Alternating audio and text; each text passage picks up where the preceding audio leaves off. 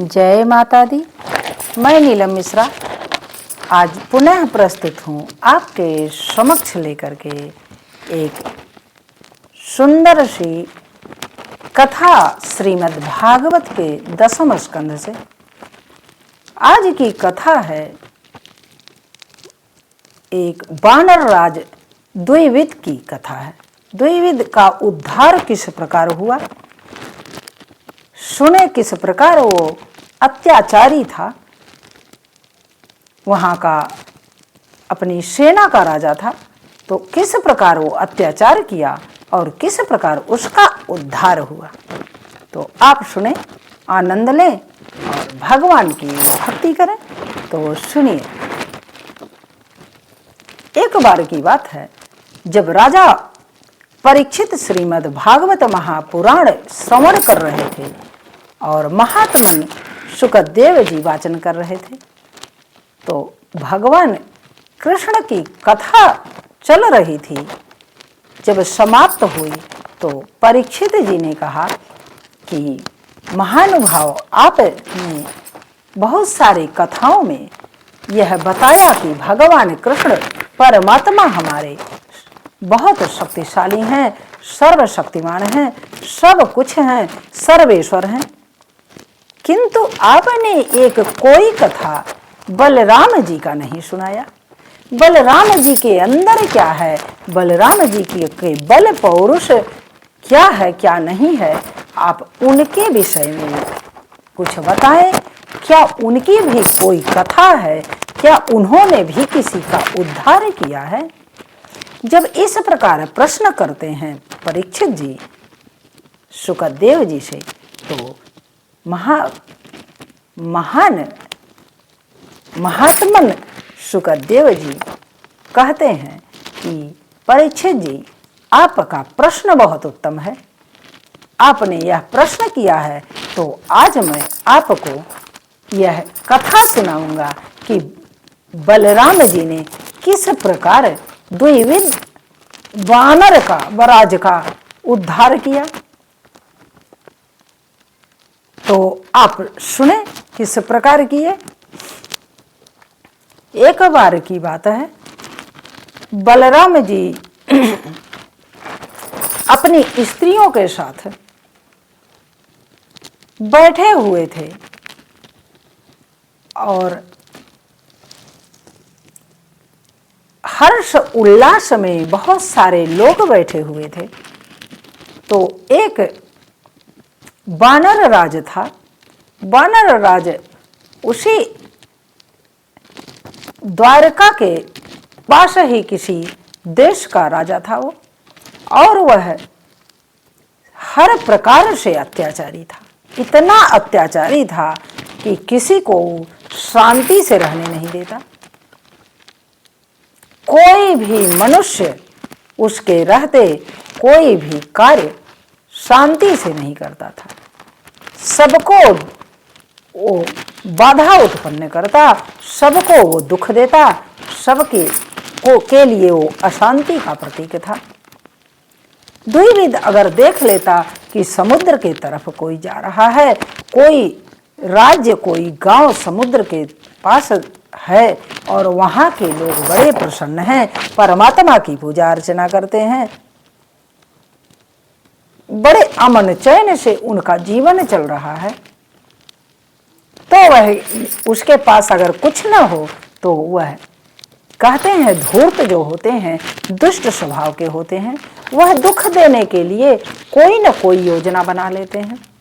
तो द्विविद नाम का बंदर जो था, वानर राज, वह योजना बना लेता एक क्षण में। वह जाता समुद्र में और समुद्र का पानी इस कदर उछालता, क्योंकि उसके पास बल बहुत ज्यादा था। बल उसके पास 10,000 हाथियों का बल था। यही सबसे बड़ी बात थी। वह अपनी शक्ति का दुरुपयोग कर रहा था। अपनी शक्ति को कभी दुरुपयोग नहीं करना चाहिए। अपनी परमात्मा ने जो आपको शक्ति प्रदान किया है, तो आप किसी का सहयोग करें, किसी का हित करें, किसी को सुख देने का प्रयास करें, किसी का दुख हरने का प्रयास करें, तब तो आप शक्तिमान हैं। अन्यथा आपकी शक्ति क्षीण होते क्षण भर नहीं लगेगी। परमात्मा जैसे देता है छप्पर फाड़ के, तो क्षण भर में वह समेटता भी है छप्पर फाड़ के। यह अवश्य ध्यान रखना चाहिए। अगर आपको यह ध्यान रहेगा तो आप आपराधिक कार्यों का अंजाम नहीं देंगे, कभी आप गलत कार्य करने का प्रयास नहीं करेंगे, किसी को कष्ट नहीं देंगे, किसी के साथ क्षति नहीं पहुंचाएंगे। ये सब आपके जीवन में कभी नहीं होगा। किंतु वह वानर राज अगर देख लेता किसी गांव, किसी देश के लोग बड़े अमन चैन में हैं, तो वह क्या करता कि समुद्र से पानी उछाल देता और पूरा गांव डूब जाता। अगर कहीं देखता कि 10 लोग यज्ञ करते हैं, 100 लोग यज्ञ कर रहे हैं, यज्ञ में भंडारा चल रहा है, प्रभु का कीर्तन चल रहा है, भजन चल रहा है, वहां भी वो कहीं आग उत्पन्न कर देता, कहीं जल उत्पन्न कर देता। माया भी था वो। अब इस माया को देखकर सभी त्राहिमाम कर रहे थे। पूरी प्रजा परेशान थी, दुख का सामना कर रही थी। किंतु सब लोग करें क्या?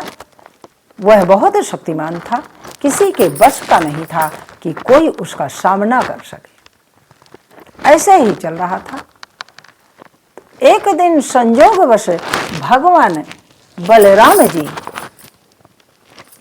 स्त्रियों के साथ, पुरुषों के साथ बैठ करके वो बातचीत कर रहे थे, संवाद चल रहा था। नारियां दाऊ जी को देखकर बड़ी प्रसन्न थी उनकी स्त्रियां, क्योंकि अद्भुत स्वरूप दाऊ जी का भी था। भगवान कृष्ण के तरीके से वो भी थे। उनका स्वरूप अद्भुत अलौकिक था, उनके कार्य भी अलौकिक ही थे।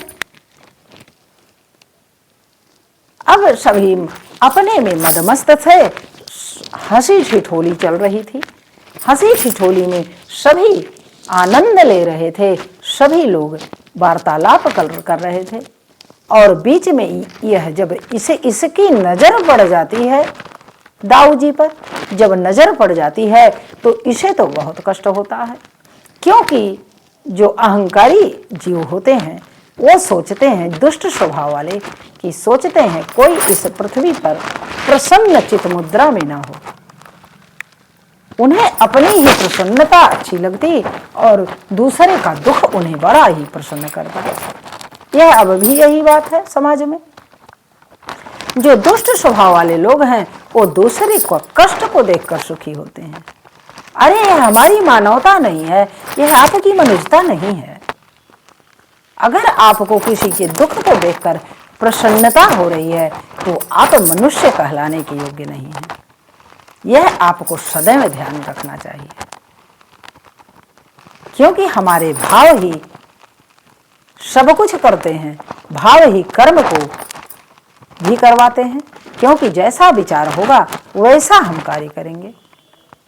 विचार ही अच्छा होना चाहिए, सद विचार हो, सद ज्ञान हो, सद विवेक हो, तो सद कार्य तो अवश्य होगा हमारे हाथों से, आपके हाथों से। मन को लगाना पड़ता है।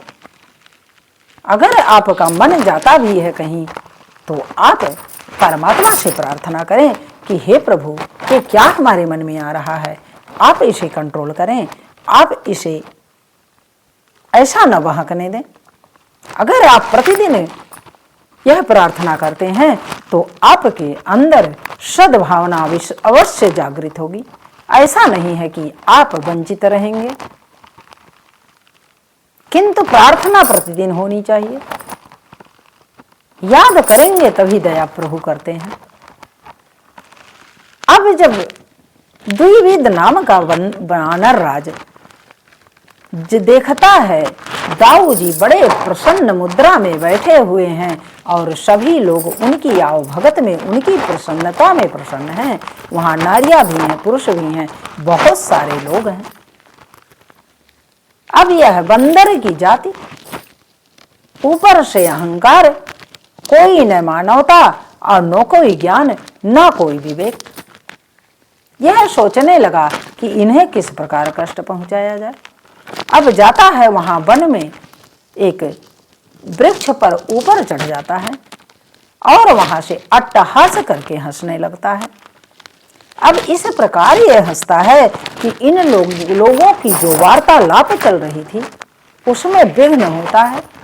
किंतु स्त्रियां थीं, स्त्रियां कुछ चंचल स्वभाव की होती ही हैं थोड़ी बहुत, तो अब सभी स्त्रियां उसको आनंद लेने लगी, क्योंकि वह अनावश्यक हंस रहा था। अनावश्यक हंसी देख के सभी लोग उसे पागल समझने लगे। अब सभी लोग हंसने लगे। जब सब लोग हंसने लगे तो उसे और चिढ़ उत्पन्न हो जाता है और वह और मटकने लगता है। कभी अपना पृष्ठभाग दिखाता, कभी आगे का भाग दिखाता और इन लोगों को चिढ़ाने का प्रयास करता। अब और सब लोग हंसने लगी। जब और सब लोग हंसने लगे तो इसे लगा कि अब मेरा अपमान हो रहा है, मेरा अपमान मुझे स्वीकार नहीं। जब इसके अंदर यह अहंकार आ गया तो उसने क्या किया, दाऊ जी मधुपान कर रहे थे, कलश मधुपान का रखा हुआ था और उस कलश को उठा कर लेके भाग जाता है और कलश को फोड़ देता है। तब भी धैर्य का परिचय देते हैं दाऊ जी। कहते हैं कि अरे अज्ञानी से क्या लड़ना, जाने दो जो कर रहा है। इसके उपरांत वो क्या करता है कि वहां बैठी स्त्रियों के साड़ियों को फाड़ने लगता है, वस्त्र से निर्वस्त्र करने की कोशिश करने लगता है। यह उसका स्वाभाविक कार्य था। बहुत सारे लोगों को मारता, पीटता, व्यभिचार करता। उसका यही कार्य पूरे जीवन भर चला और वही कार्य वह वहां भी कर रहा था जहां दाऊ जी की सभा लगी हुई थी। अब दाऊ जी के सभा में जब स्त्रियां तब चिल्लाने लगती हैं और उसे दुत्कारने लगती हैं, तब दाऊ जी का क्रोध सातवें आसमान पर चला जाता है। उन्होंने कहा कि अब यह अगर दंडित नहीं किया जाएगा तो अधर्म होगा हमारे साथ, इन स्त्रियों के साथ। और दाऊ जी क्या करते हैं कि उसके ऊपर अपना हल और मूसल उठा लेते हैं। हल और मूसल से प्रहार करते हैं, किंतु उसके पास भी बहुत शक्ति थी, शक्तिमान था। उसने भी चट्टान पत्थर उठा उठा के प्रहार किया। अब युद्ध चलने लगा। वहां बहुत सारे लोग वहां घायल हुए। घायल हो करके किसी के लहू बह रहा है, किसी का कोई बेहोश हो रहा है, कोई कुछ हो रहा है। इस प्रकार की स्थिति परिस्थिति बन जाती है। तब दाऊ जी ने सोचा कि अब धैर्य का बांध टूट चुका है, अब लोगों को घायल अवस्था में देखना, मृत अवस्था में देखना मेरा धर्म नहीं है और ना मेरा कर्तव्य है। इसलिए मुझे इनकी रक्षा करनी चाहिए, इनकी रक्षा करना आवश्यक है और इसका वध करना आवश्यक है। इस अज्ञानी वानर राज का, जो कि पूरे जीवन अपराध किया है, किसी को कष्ट दिया है, किसी को आहत किया है, किसी को मारा है, किसी को पीटा है, स्त्रियों के साथ व्यभिचार किया है, उनको हर प्रकार से कष्ट दिया है। अब इसके पाप का घड़ा भर चुका है, इसलिए अब इसके पाप का अंत करना होगा। और बलराम जी क्या करते हैं कि उससे युद्ध करने लगते हैं और अपना हल और मूसल उठा करके उसके जब सारे अंग टूट जाते हैं फिर भी वह लड़ाई करता है, युद्ध करता है, क्योंकि बलिष्ठ तो था ही वो।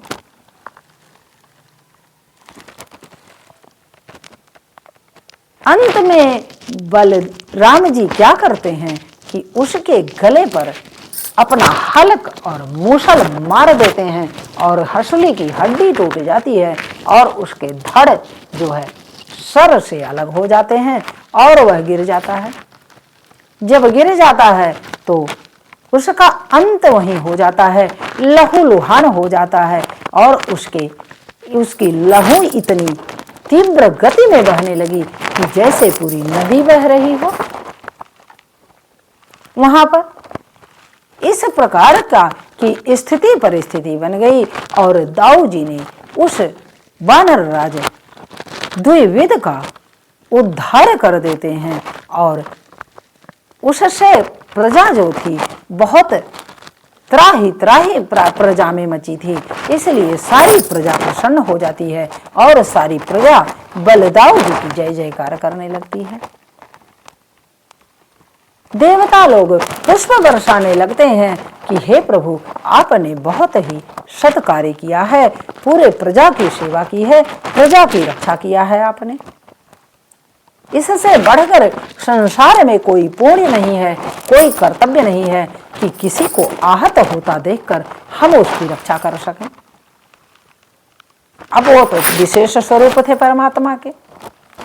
इस प्रकार उस द्विविद वानर राज का वो कर देते हैं उद्धार और सारी प्रजा प्रसन्न हो जाती है। तब राजा परीक्षित कहते हैं कि धन्य हो दाऊ जी, धन्य हो बलराम जी, आपकी सदा जय जयकार हो। वो अलौकिक शक्ति उनके अंदर थी, विलक्षण प्रतिभा थी, वो साधारण पुरुष थोड़े थे, वो भी अवतारी थे, अवतार लेके आए थे इस धरा पर और उन्होंने भी समय समय पर अपना कार्य किया है। बहुत सारी कथाओं में बलदाऊ जी का बहुत उनका विलक्षण शक्ति का की कथा बहुत सारी है, आप लोग सुनाऊंगी, कभी कभी सुनिएगा। तो परमात्मा के स्वरूप वो भी थे, तो उनकी कथा परीक्षित जी ने सुखदेव जी से पूछा तो सुखदेव जी ने इस प्रकार वर्णन किया और बलराम जी का जय जयकार होने लगा। तो आप भी जय जयकार बोलिए। और श्री कृष्ण गोविंद हरे मुरारे, हे नाथ नारायण वासुदेवा। श्री कृष्ण गोविंद हरे मुरारे, हे नाथ नारायण वासुदेवा। तो अब यहीं पर मैं वाणी को विराम देती हूँ और अगली वीडियो में पुनः मैं फिर उपस्थित होंगी। तब तक के लिए धन्यवाद।